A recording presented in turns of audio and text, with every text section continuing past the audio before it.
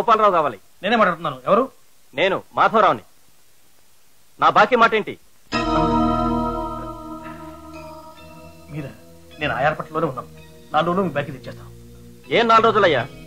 4 రోజుల్లో తీరుస్తానని చెప్పి ఏడాది క్రితం అప్పు తీసుకున్నావు. ఎన్నిసార్లు తిరగాలి నీ చుట్టూ? ప్లీజ్ ఫోన్లో మాట్లాడుతాను. రిసీవర్లకు చెవులు ఉంటాయి. నేనే వచ్చి పర్సనల్ గా మీతో మాట్లాడతాను. ఎక్కడున్నారు? ద్వారకా హోటల్లో నేను, కృష్ణారెడ్డి, హుస్సేన్ కలిసి వచ్చాం. ముగ్గురు వచ్చారా? నేను వెంటనే బయట హోటల్కి వచ్చేస్తాను. Room number 222.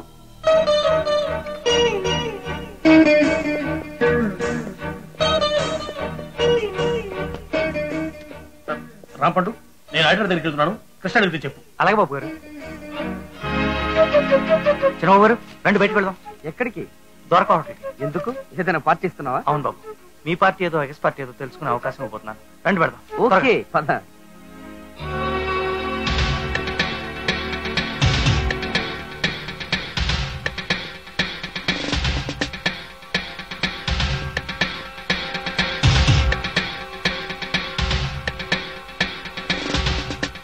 మీ బాకీ అనాపశలతో సహా తీర్చేస్తాను. నా మాట నమ్మండి ప్లీజ్. ఎలా తీరుస్తావయ్యా? నీకు సెంటు భూమి లేదు, 10 పైసలు ఆస్తి లేదు. మా బాకీ ఎలా తీరుస్తావు? పైగా సిగ్గులేని ఇల్లరకపటి అల్లుడివి, నీకు ఎక్కడి నుంచి వస్తుందా డబ్బు? అదే ఆ సిగ్గులేని ఇల్లరకం నుంచే లెక్కరైన తాచి మన చేతికి వస్తుంది. ఎలా వస్తుందయ్యా? ఇల్లరకం ఉండటం వల్లే మా బావమర్ది గారికి బాగా దగ్గరైపోయి వాడిని అగ్గుపెట్లో ఇరికించుకున్నాను. వాడిని తాగించి తాచి నానా భ్రష్టుణ్ణి చేశారు. మహా గురి కుదిరింది వాడికి నా మీద. ఆ తాగిపోతే పెద్ద అయినా పూజలు ముసలైనా ఎంతో కాలం బతకం. వాళ్ళు కాస్త తపా కట్టగానే ఆస్తి మొత్తం మా బావమర్ది గారి చేతికి వస్తుంది. ఏదో కొత్త వ్యాపారం అని చెప్పి వాడి చేత స్టాంపు కాగితాల మీద సంతకాలు తీసుకుని ఆ తర్వాత ఆస్తి మొత్తం నా పేరు రాయించుకుంటారు. ఇక అప్పుడు చూడండి మన వెలుగు. కృష్ణ కూర్చో. కూర్చోను బావా, ఇంకా నీ మాటలు వింటూ కూర్చోవడానికి నేను ఫుల్ కాదు. నా కాళ్ల మీద నేను నిలబడతాను. నన్ను వెర్రి విధవలు చేసి వ్యసనపరుని చేసి నా ఆస్తి కాదేనని కుట్టబడతావు. అంటే అంతా విన్నావన్నమాట. నువ్వు అన్నది నేను విన్నాను. నేను విన్నది నలుగురికి చెప్తాను. నీ అసలు రంగు బయటపడతాను. అసలు నువ్వు ఈ గది దాటి బయట అయితే కదా ఆపడానికి.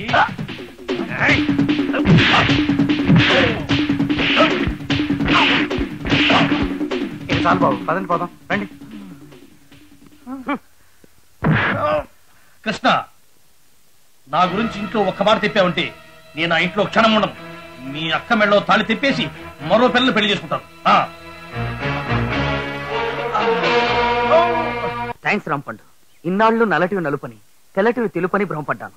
నా కళ్ళకు కప్పిన మబ్బుపురం తప్పించి అసలు రంగు చూపించావు. ఇన్నాళ్ళు మీ బావగారు మీ కాళ్ళ కింద మట్టితో వేసి మిమ్మల్ని నిలువునా పాతి పెట్టాలని ప్రయత్నించారు బాబు. ఈ విషయం మీకు ఎలా చెప్పాలో తెలియక అతలాకుతలం అయిపోయాను.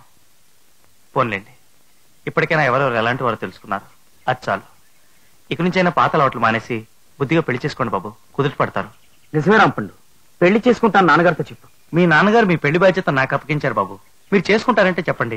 ఓ చక్కటి చొక్కని బుద్ధిమంతురాలైన పిల్లని నేను చూపిస్తాను. ఎవరా అమ్మాయి? చెప్తాను. కానీ ఆ అందాల రాశి చేయందుకోవాలంటే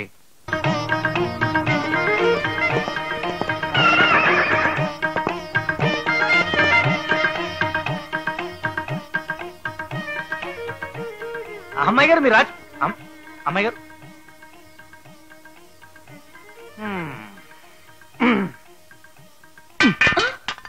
అమ్మాయి గారు మీ రాజకుమారుడు వస్తున్నాడు. ఏడి ఎక్కడ? రండి చూపిస్తాను. రండి రండి చూపిస్తాను. అదిగో అక్కడ చూడండి.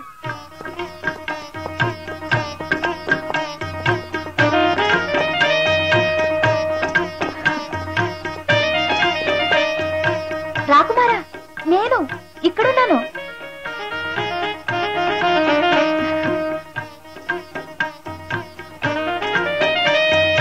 ఆ రాజకుమారుడిది మీ పక్కిల్లే అమ్మాయి గారు. అలాగే రాంపుండు, అతనే నా నాదుడు, అతనే నా మనోవల్లభుడు.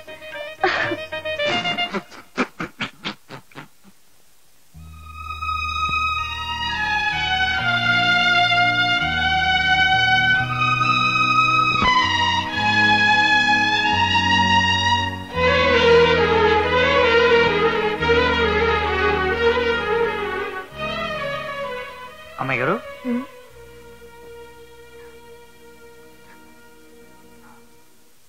ఏంటమ్మాయి గారు ఏదో నష్టపోయినట్టు ఎప్పుడు ఇలా బాధపడుతూ కూర్చుంటారేమిటి? అసలు ఇప్పుడు ఏం జరిగిందని? నా బ్రతుకు ఇంకా ఏం జరగాలి రాంపండు?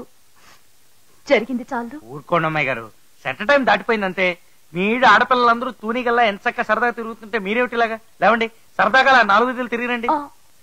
జరిగిన దాని గురించి ఆలోచిస్తే మనిషి వెనక్కి వెళ్ళిపోతాడు అమ్మాయి గారు. జరగవలసిన దాని గురించి ఆలోచిస్తే మనిషి ముందుకు ఎదిగిపోతాడు. లేవండి, మీరు లేవండి. నేను ఒకదాన్ని ఎక్కడికి వెళ్ళలేను రాంపండు. మీరు ఒక్కరూ వెళ్ళలేకపోతే మా సుబ్బులు తీసుకెళ్ళండి. శుభలో శుభలో. ఏం లేదు, అమ్మాయి గారు ఒంటరి కూర్చుని కూనిపోతున్నారు, కాస్త బయటికి తీసుకెళ్లి తిప్పురా. ఇట్టాగా అమ్మాయి గారంట ఈ సింక్ బట్టలతో ఎట్టాలను ఆశ్రయం. సర్లే, అమ్మాయి గారు బట్టలు వేసుకుందు గానీ, అమ్మాయి గారు మీ బట్టలో చీర తీస్తే మొహాన్ని కొట్టండి. రండి, వెళ్ళండి.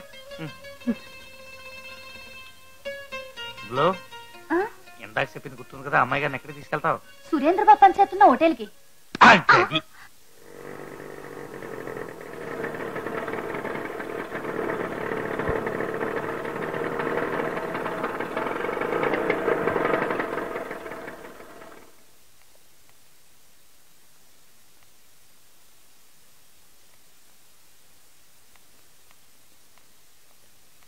Welcome madam, welcome.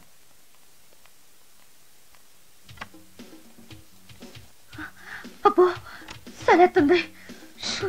అలా అరవకు, పల్లెటూరు గబ్బలే అనుకుంటా.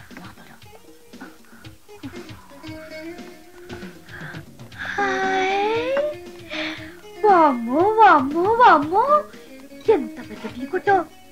రోజుకి 50 లీటర్లు పాల్గొంటారమ్మా. అతిగా బాగకు, అలా కూర్చో కూర్చో. ఏంటిది? పంచదార.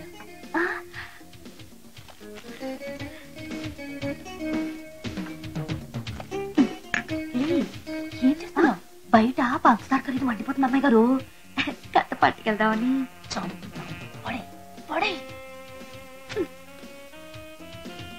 Good evening.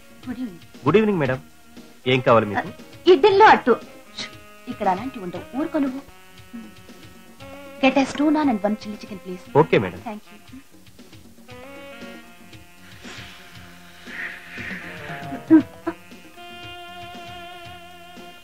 అమ్మాయి గారు, ఆ గుమ్మలో మహారాజాసంలో ఉన్నాడు.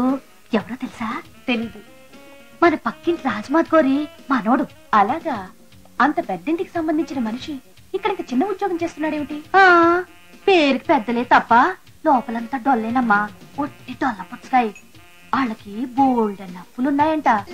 పైసా రాబడి లేకుండా తింటూ కూర్చుంటే కొండైనా తరిగిపోతుందని తెలుసుకుని ఆ అబ్బాయి గారు ఇక్కడ ఉద్యోగంలో చేరి వాళ్ళ నాన్నగారికి సాయం చేస్తున్నాడట పాపం. అలాగా? మా గొప్ప మనుషులేండి అమ్మాయి గారు. మనసు ఎన్న పూసే అనుకోండి. మంచి మర్యాద మా బాగా తెలిసినోడు. అతని గురించి నాకెందుకు ఇంత ఎక్కువగా చెబుతున్నావు? అబ్బే, చెప్పాలనిపించింది చెప్పాను అంతే. హాయ్, జిల్లీకి వచ్చేసింది.